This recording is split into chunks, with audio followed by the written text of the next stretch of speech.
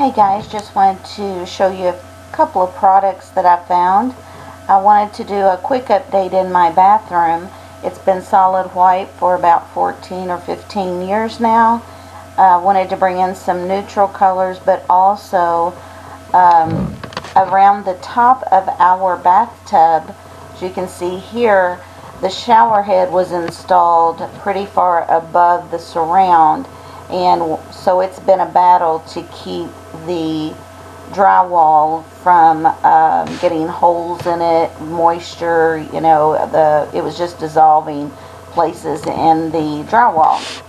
So I found a waterproof product that's mildew resistant and made for kitchen and baths, and I'm going to install that. So I wanted to just bring you along with me to show you. It turned out really pretty and it didn't cost much. So here's the product that I purchased, and I got it off of Amazon. These are supposed to be mildew resistant, moisture resistant, recommended for kitchens and bathrooms. So let me grab one that's out of the package. Okay, so the idea is it is peel and stick. And I do have some silicone to make sure my edges stick well. Then I'll recalk once I get them all put up. But you start out by straight edging one side here. So I will be cutting those off so that it'll fit flush in the corner.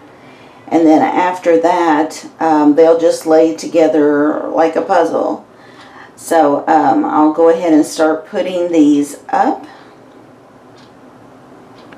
Okay guys, so you can see where I cut a flat edge here, and when I put it up at the top of the tub, I lined up the bottom after making sure that it was level.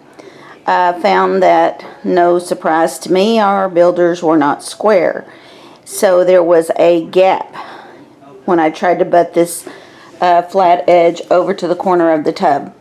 So what I did, in a pinch, I took a piece of paper and made sure that I had the bottom of the paper lined up with the top edge of the tub, pushed it over into the corner, and was able to figure out how much off square we are. So you can see at the bottom there versus up at the top.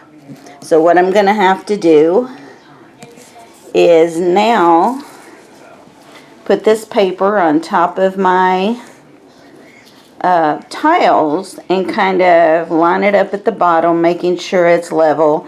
I'll draw a line of where I need to cut to make this fit smoothly in the corner. So just a tip there, be sure and check those things before you go up with the adhesive. Sorry guys, I needed to be doing this while I had someone here helping me. I'm having to go back and forth. But I've got the corner piece up, so now what I'm going to do is just, it's like a puzzle, they'll just fit together all the way across. So I'm going to continue. So here we are so far. We're over to the corner. So what I'm going to do in that small space is use a piece of paper, because I'm sure it's not square either, to go ahead and measure and cut a tile to fit that corner.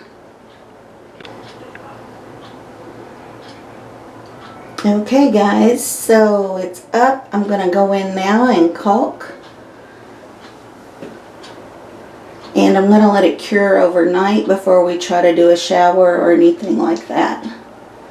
Mostly because of the caulk, not necessarily this. Alright, so it's done. Just got the shower curtain in the laundry. We'll get that washed. But I wanted to show you what else I had done in here just to give it a little facelift. I took that plain white cabinet and that marbled contact paper actually, and just put it in on the side edges and the inserts there, just to give that little cabinet an update. And this small vanity, I also did the same thing, just to kind of tie everything together and give the bathroom a little bit of an update. So just wanted to share. You don't always have to spend a lot to get a fresh looking room. So now I'll be able to go into this room and add pops of color with maybe a colorful shower curtain or a colorful rug, but I can keep my neutral blacks and grays in there just to give it a fresh look instead of being solid white. So just a tip, you know, go in with those small accents. Don't do an entire wall maybe out of tile, just do the small accents instead, like above the tub or the inlays of your cabinetry. Have a great week, guys. Bye.